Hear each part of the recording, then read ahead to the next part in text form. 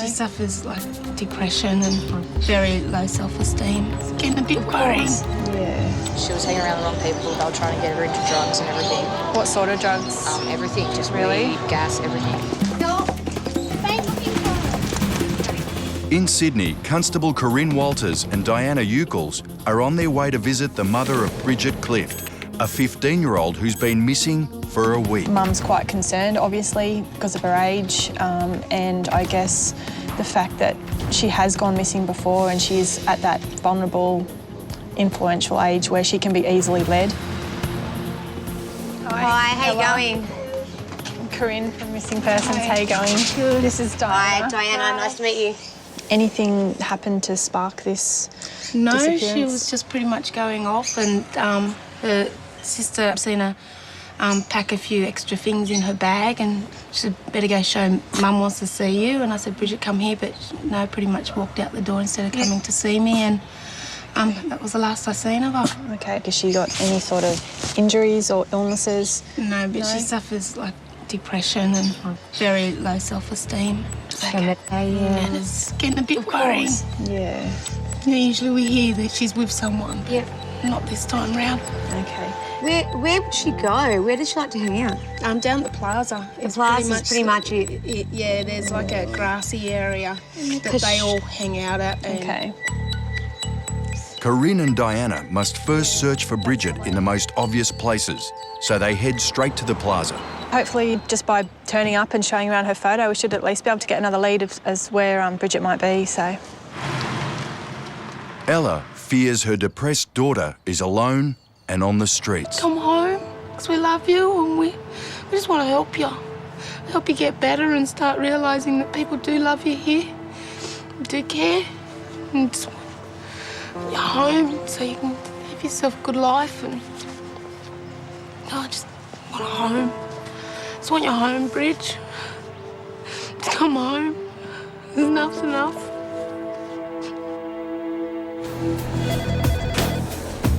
Back at headquarters, Gary Bailey is talking to Lucas Blacker, whose 77-year-old mother, Betty, is missing. When did she actually go missing? She left the retirement village yesterday after lunch. Yep. Technically, she became missing when she didn't return, 11 o'clock last night.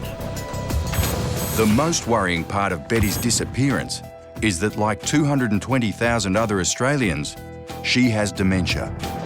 And what does she just sort of just get disorientated, does she, and just doesn't know where she is or something? That's it. She thinks she does. Now, she comes across as being quite capable. Yeah. If you sat down and talked to her, you probably think that there's nothing wrong with her. Appearing so capable, Betty could be missing in a city of over 4 million people, and no one would know she was in trouble. So Gary and Lee need to gather as much information as they can from her son, Lucas. Hey, Lucas, how you going? Not too bad. Gary Bailey. Hi, Gary. Mr. Constable Hadley. Lee Hadley. How are you? Come in. Thanks very much. Take a seat in the lounge. Yeah, it's sort of starting to get a bit disturbing, this, isn't it? Yeah, we have found out that she was at David Jones. She was definitely there. Yeah, they reckon about 2:30. We've known that she goes there, every time. Yep. We think she's got disorientated somehow and missed a stop at Beverly Hills Station. Yeah. And once she gets off a train, she won't get back on another train. Is she on any medication at all? Yes, medication for dementia. Yep. Did she have that with her, do you know? No. No. If Betty is lost on the streets without her medication, she'll become even more confused. She needs to be found as soon as possible. 15-year-old Bridget Clift has been missing for a week. Suffering depression and feared to be living on the streets, Corinne and Diana can only hope her friends know more about where she might be. They don't generally give their friends up, unfortunately, and they feel like they're going to get their friends in trouble, which they're not. You know, our concern is just finding them safe and well. So if we can, I guess, portray that to them, then they'll be more inclined to try and help us where they can. How you going, guys? We're just looking for a missing girl, Bridget. She's been Seen her missing for before? about a week. I see her around a lot. Like she's always around here, so she might be around here tonight or something, I don't know. Hi. we're just looking for a missing person by the name of Bridget. I told you. Yeah. I knew it. Bridget. Really? Bridget. Do you know where she is? We haven't seen her in a week. Yes. She's done it before, so she's done it many It's unexpected cooperation from Bridget's friends. These are hopeful signs that she's in the area. But what they tell Corinne is still worrying. Yeah, like she was hanging around the wrong people. They were trying to get her into drugs and everything. What sort of drugs? Everything, just Really? weed, gas, everything.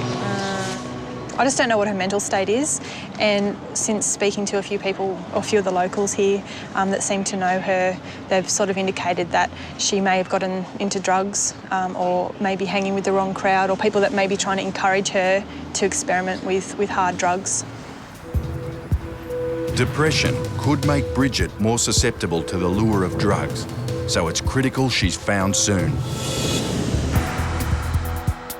Gary and Lee are heading into the city centre. 77-year-old dementia sufferer Betty Blacker has already spent one night lost and alone on the streets.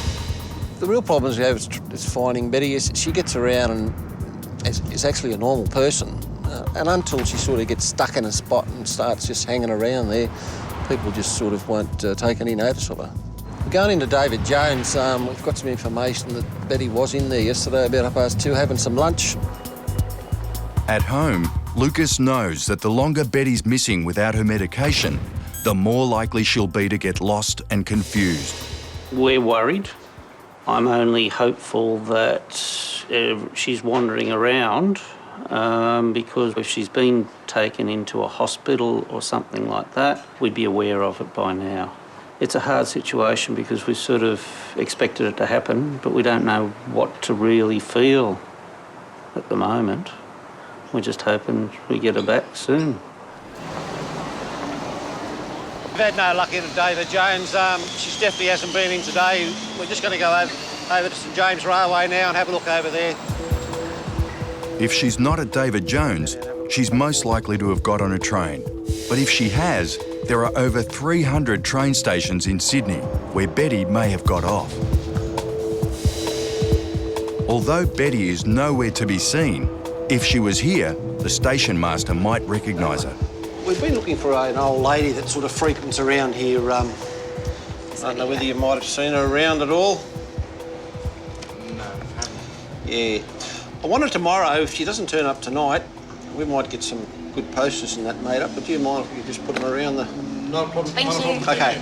There's no CCTV available at the station, so it's another dead end. If Betty is lost in the city somewhere, for now, police can only hope a good Samaritan will notice her and offer help. Gary and Lee have received good news in the case of 77-year-old dementia sufferer Betty Blacker. We're going over to see Mrs Blacker. She's been located. She's over at her son's place having some lunch. So we're just going to go over inside her and see if she can tell us anything about her little adventure she had. Thanks to the missing persons reports, Betty was noticed by local police 30 hours after she went missing, only a few blocks from her retirement village. Gary Marley from the Missing Persons Unit. Oh, are you? Yes, well, Too I'm bad. missing at the moment. You're not missing at the moment. I'm Lee. How you going? That's Lee. Ah. So you'll be glad to be home then? I've been home for a long while. I mean, that happened ages ago, and I can't remember a lot about it either. What can you remember? I don't know what I can remember now. It seems so long ago. Yeah, well, all we know, we got a call that you'd sort of gone missing from home. Is that right? Oh, yes. Yeah. And then sort of after that, we don't know where you went. No, neither do I. You can't remember? No. I think I was somewhere down near the harbour. I don't know whether I was under the harbour bridge or not. Oh, yeah. You know, I might have been there because it's my harbour and I like it and I go down there a lot. Yep. And I'm a water person. Yeah. It's a beautiful spot there, isn't it? It is. Can you remember the police picking you up? No, I can't really. No, because I've got Alzheimer's. Yes, I know that, yep. No. Yep. And it's very handy at times. I'm sorry, but it is. Yes. And you know, it takes less energy to smile than it does to frown. So if you all laugh now, you'll be right. Exactly. Mrs Black is home safe and well. She doesn't remember much at all about her exercise at all, just the memory's just gone. But there's now provisions being put in place at the nursing home where, you know, she just won't be allowed to go out willy-nilly, but it's a great result.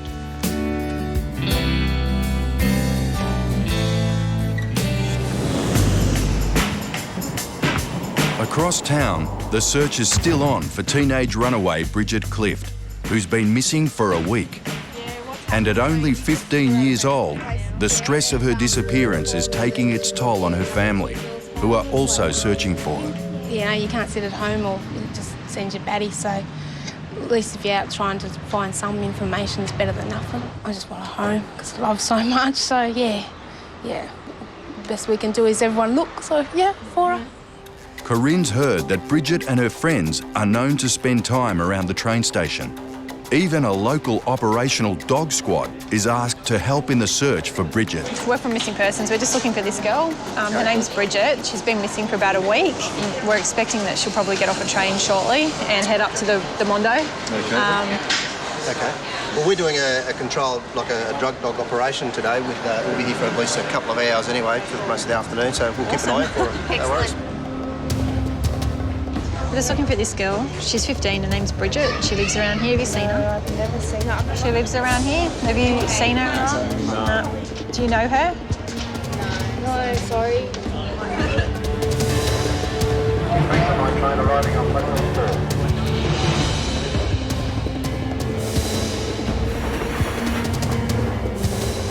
The light is fading, and so are Corinne and Diana's hopes of finding Bridget anytime soon. Oh, it's getting dark now. Where are you, Bridget? But Bridget's friends think she might turn up at the plaza at night time. Yes, she was here last week. Oh, I saw her just a couple of days ago. All of her friends are here.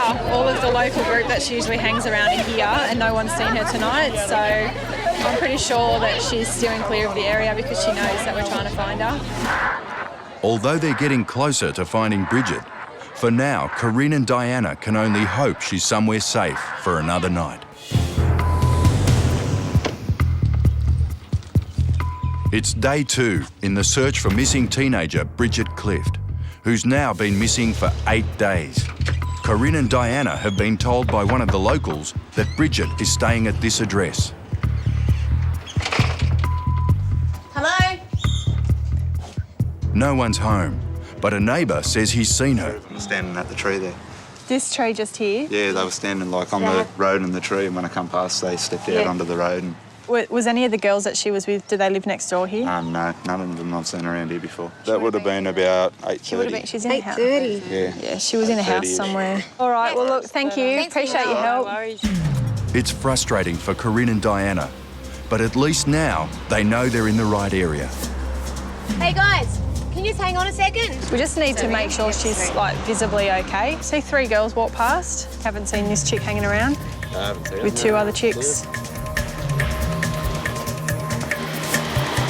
If you do see her today, if you could give us a call and we can come back and try and find her. Yeah, sort of. No, there's no one on the platforms. At Echo Point in the New South Wales Blue Mountains, an unidentified body found by walkers deep in the bush has opened a case shrouded in mystery. Quite an experienced bushwalker. Did venture up to the cliff line and actually stumbled across the body. But when finally discovered, the body was already in a decomposed state. Because it had been here for such a prolonged period, that native animals had taken to the body and obviously caused it to separate. Such a terrible way to go, and there's obviously family and friends out there that are missing him, and I think we really need some closure for their sake. In the vicinity where he would have It's an unusual case for the Missing Persons Unit.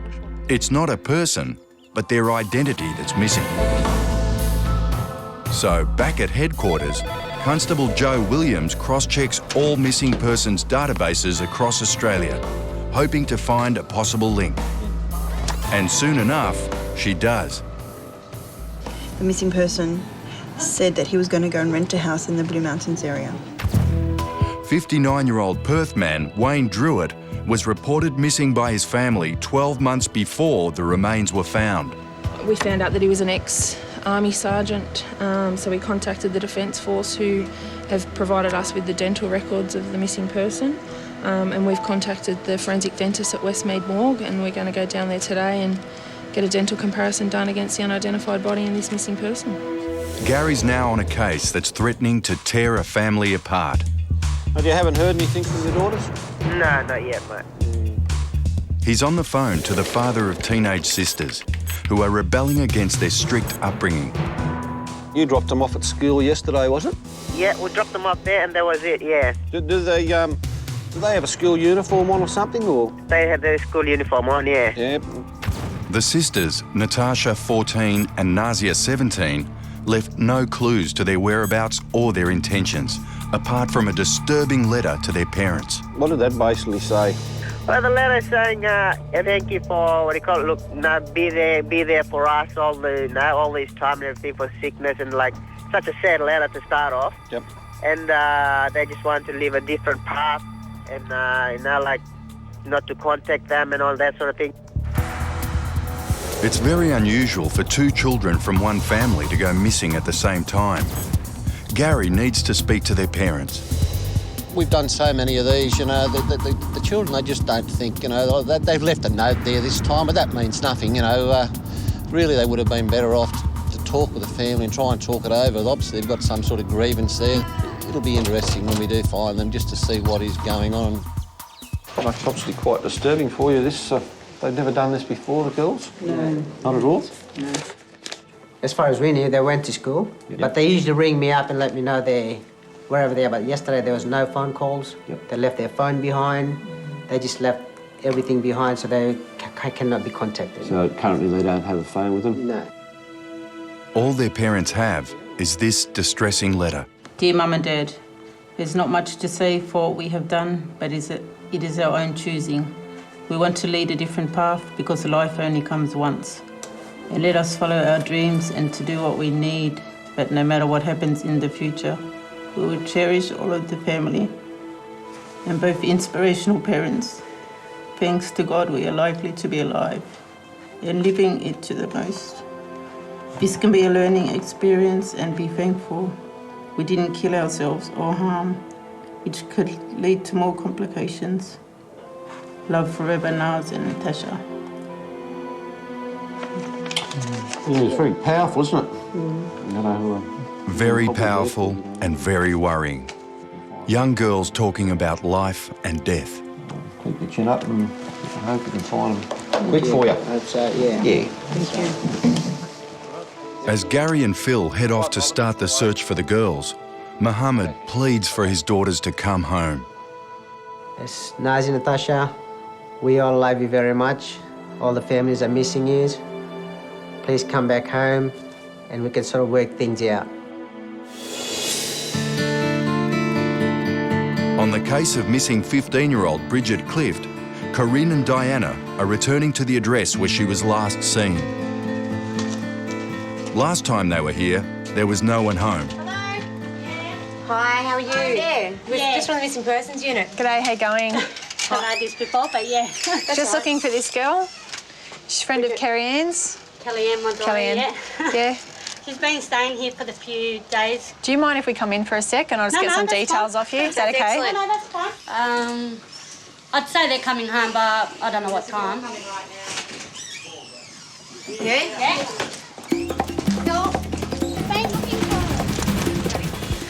Corinne and Diana have finally caught up with the runaway 15-year-old Bridget Clift, feared to be depressed and on drugs.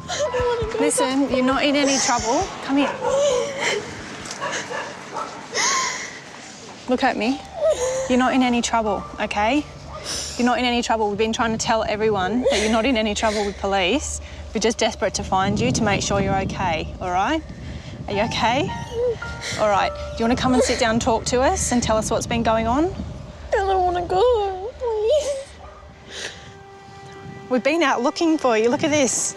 Everywhere. Your mum and your sister have been out looking for you everywhere. They've been worried about you. She told me to go away and never come back. And I didn't.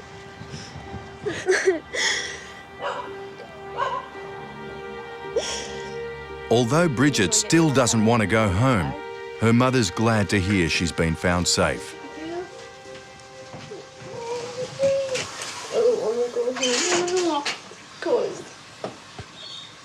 No life living where not with family. No, we miss you. If it wasn't for these people, I wouldn't have been found, and that would have been good. Well, we're looking for you.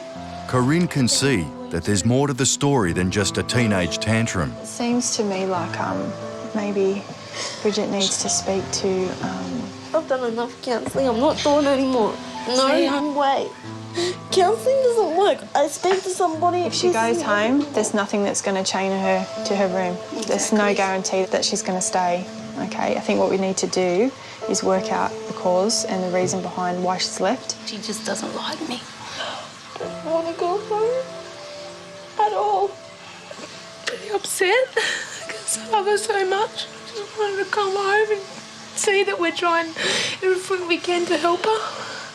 I know she's only 15, but you got to work through what the problem is. Yeah, I've been trying really hard to. And we'll find out the solution.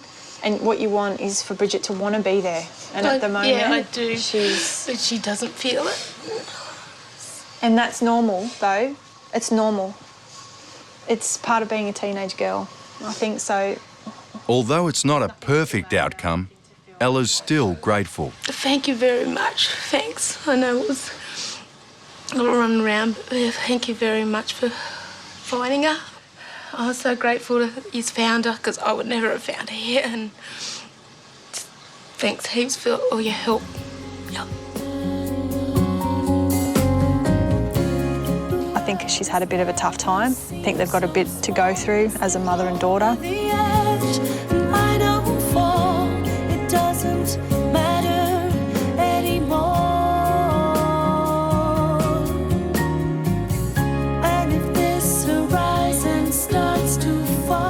Back at headquarters, Constable Liz Drake is on the case of another missing 15-year-old. Christy Bullock has been missing for a week. It's been said that she may be with a 19-year-old male that's possibly her boyfriend. Is that correct? That's correct. What's missing from her room? Has she taken anything in particular that you've noticed? No, just clothes. She hasn't even taken a toothbrush. And she's very, brushes her teeth 3 times a day.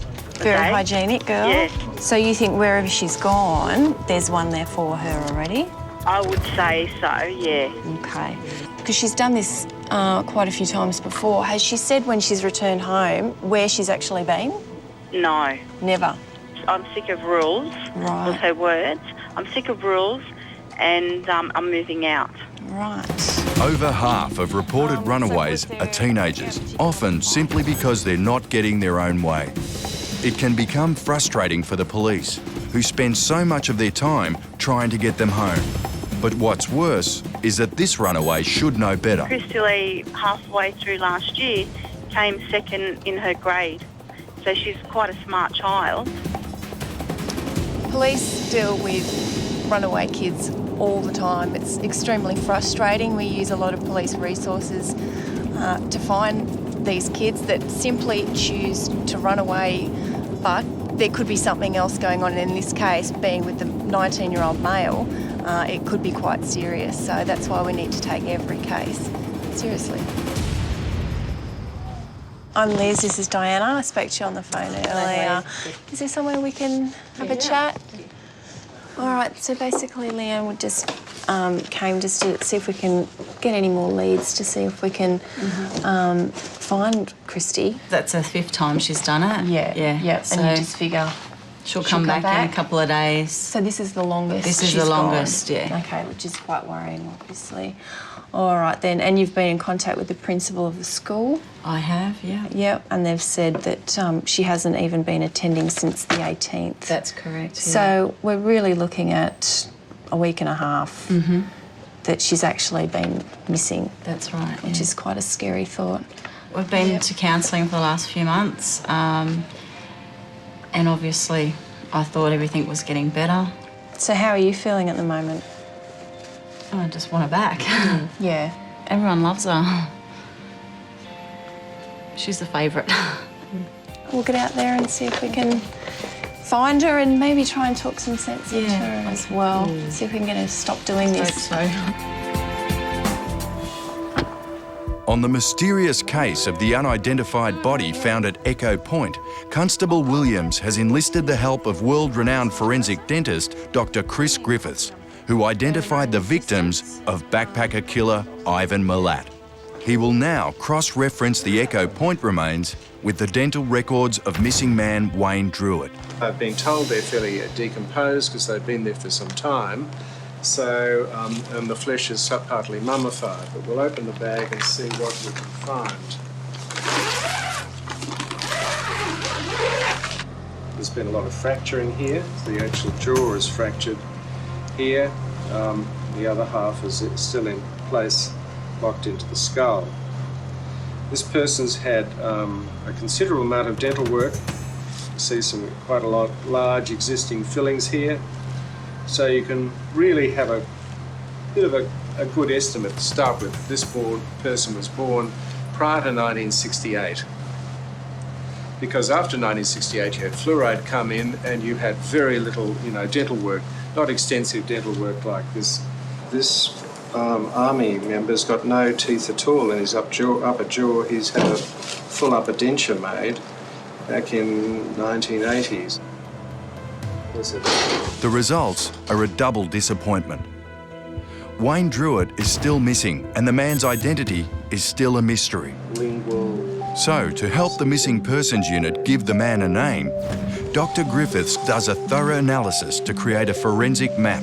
What Dr. Hyam and I have done here is to actually try and get as much dental evidence as we can from the remains to help the missing persons police be able to identify this person and have them returned to their family as soon as possible. Yeah, hello. I was after Dr. Satisno, please. The skull will now be sent to a facial identification expert who will hopefully be able to give the dead man a face. There's obviously family or friends who are out there wanting closure, so it's a very important step. In Sydney, Liz and Diana are on their way to the high school where missing 15-year-old Christy Bullock is enrolled. We're off to see Christy's principal, have a bit of a chat with her, see if she's got any leads for us. I mean, she might know some of Christy's friends. She might be able to tell us who she's been hanging out with, give us some names, some addresses, see who we can actually chat to get some more information. It's very common for teenagers to keep this code of silence with each other. They need to forget this code of silence because people are worried. It's selfish and we need to know where they are. When Liz and Diana arrive at the school, they're in for a surprise. Christy has just turned up, but the principal is worried that if she sees the police, she'll do a run-up. So suggests Liz and Diana block the escape routes. So, do you want me to go that way? One can go through that entrance and one through C. Christy. And as expected, Christy is not happy to be found. My name's Liz. I'm with the Missing Persons Unit. We just want to talk to you and just find out what maybe we could do in order to help you stop doing this, because this is just not healthy. So do you want to give us a rundown on why you keep running away? I'm not allowed to do anything, pretty much. You're not allowed to do anything? Yeah. Like what? Like see friends. That's a bit of a cop-out. It's not a good enough excuse for Liz. It's selfish, and you need to understand that you're wasting our time. Yeah. You are worrying people sick. You are 15, not 20. You live under your mum's roof. That means mum's rules. In 3 years, you'll be 18. You can do whatever you want. Apparently, you're a really smart girl. Is that right? Yeah. Yep. And your grades have been slipping? Yeah. Why? I really don't know. Can you imagine what your mum would be feeling every single night when she went to bed? Where's my daughter? Is she dead in a ditch? Has she been raped? Has she been murdered? And I can tell you right now, it would be the most horrible feeling in the world. You want to piss off for a week without any contact whatsoever, and you think that's okay. It's wrong. And you need to stop. You need to stop worrying your mum, and you need to stop wasting our time. Do you understand that? Use that intellectual brain of yours and think about what you want to say to your mum. Sorry? That would be a good start. What are you sorry for? It's a tough approach, but Liz hopes it will smooth the way for Christy's mother. In the case of runaway sisters Natasha and Nazia, Gary is visiting the police officer who wrote the original missing persons report. Gary Bailey, missing persons, mate, how you going? How you going?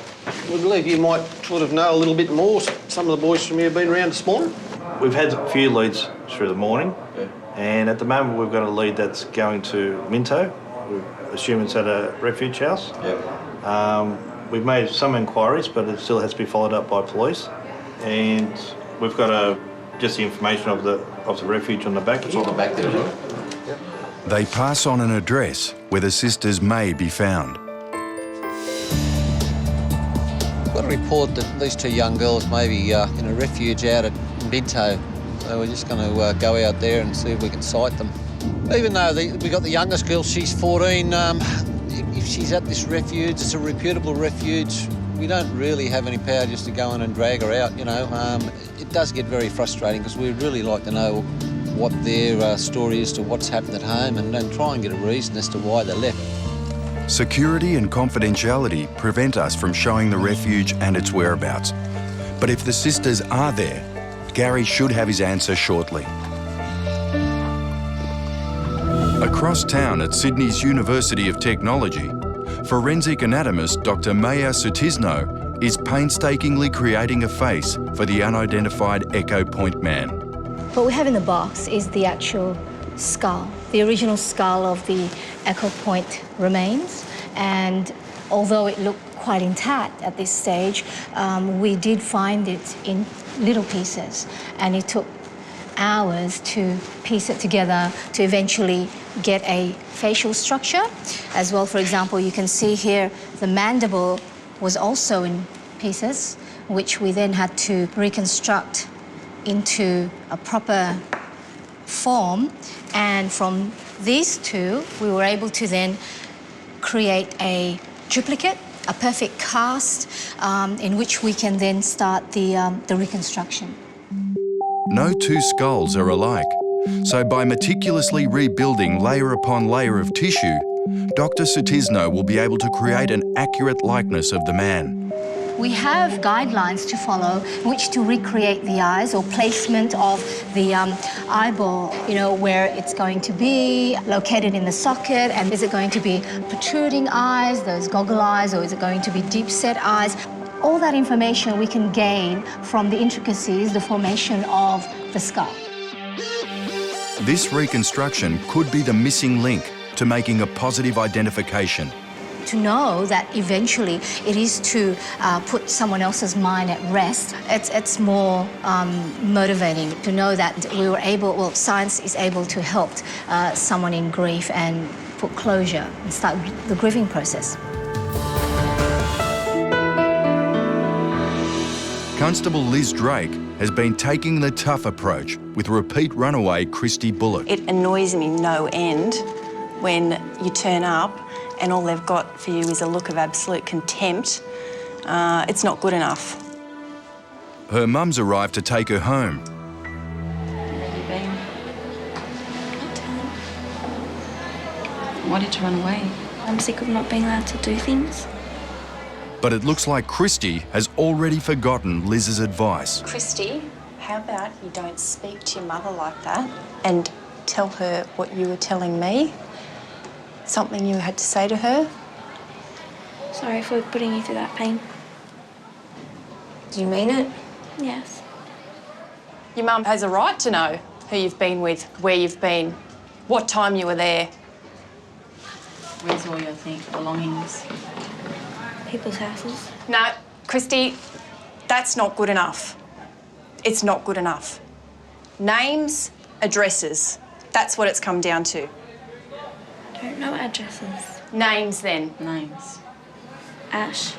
Although it turns out Christy has not been staying with a 19-year-old, she's still showing no remorse for the heartache suffered by her mother. I'm sorry, but it doesn't fly. You go to school, you go home, you abide by the rules. That's it. There's nothing else to it. You're a child. Just come in and see me in the morning, all right? Just pop in and say hi when you're at school, OK? All right, OK, take care. Okay. All right, see ya. See you later. See ya. Bye-bye. Okay, I hope this is the last time, Christy. I don't want to see your file on my desk again. Okay? Mm-hmm. Great. All right, well, you take care. I hope things improve with you with Mum. All right? It does annoy me, but in saying that, we did find her, and that was the whole point of this. That's what we do. I just hope that they can begin to mend their relationship and be able to communicate a bit more with each other so this doesn't happen again. It's a bittersweet result. The situation is resolved, for now, but only time will tell if Christy will continue running away from home.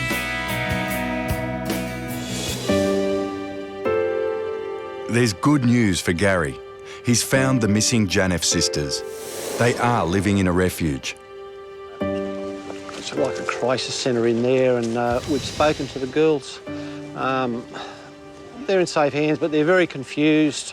The whole issue of why they've left reverts back to foreign cultural differences. There's been talk of arranged marriages and things like that, and the elder girl just can't take it anymore, so they've had to go.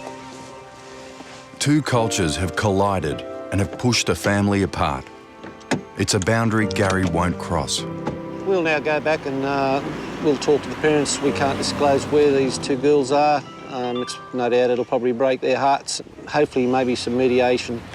The girls may get back to their parents, but well, it doesn't look real good at this stage.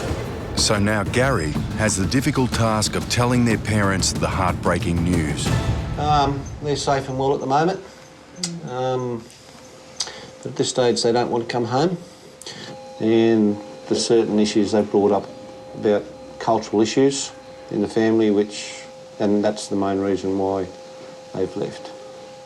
I'd say they're not happy little girls, they're very unhappy, but I can assure you they're very safe where they are at the moment. Yep. If there was any concerns there, well, we would have brought the younger one home. At the moment, she's better off there, because if we brought her home, she would be gone in the morning, you know? Yeah. It's tough for Mohammed and Sandra to accept that their beliefs may have driven their daughters away. The main thing is that we know they're safe and well, so that's my main thing. If they can take a week or two or whatever, so we all can sort of, even they have to, yeah. It's going to be a matter of probably mediation and things, and Doc's just going to have to work out what's going to go on. Nothing is more important to Mohammed than his two girls, and he'll do anything to have them back at home. Lately, we know they've sort of grown up, they sort of like to do things on their own way, so we might just have to adjust to that and let them, okay, you just go your way and do it. No, they might be happy that way. I just hope one day they will grow up and they'll get the time will, it's just a bad time for them too, I suppose. They're changing in a lot of ways at the moment, yeah. It's a lot of changes in their life. It makes it a hard day.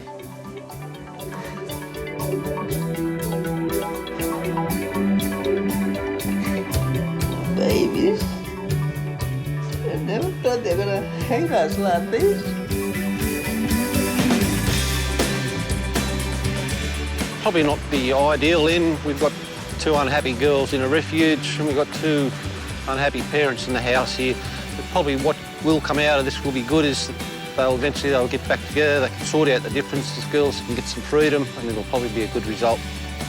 14-year-old Natasha did eventually come home, but Nazia, her older sister, is still living away from the family. Nearby in the CBD, Steve McAllister is returning to see Dr. Satisno, who's now made the finishing touches to the reconstruction of the Echo Point skull. Here it is. That's it? This is the actual reconstruction of the unknown man from Echo Point. Through forensic technology, she's accurately recreated the image of what the deceased man once looked like. He was Caucasian with Aboriginal traits, You're just waiting for him to talk, really, aren't you? It's just amazing looking at that. Yeah. Well, this left ear is a perfect duplicate of the unknown individual's left ear. So that was still intact? That was left intact. Right, yes. okay. And from what you've seen from the remains which were located, you could work out the hair he was thinning on top of that? There were remnants of hair there, and which gave us length and colouring, as well as a pattern of balding. Right. Yep. So really you've had to do a 3D jigsaw puzzle. Exactly, and putting it together. With such a close likeness, the police can now use the image in an appeal to the public. Well, that was fantastic. That's a lifelike image of what we hope is a person whose remains were found, and hopefully by getting it out in the media, we might be able to find relatives of that person, actually put a name to his remains. If you recognise this man or have any further information, please call Crime Stoppers on 1800 333 000.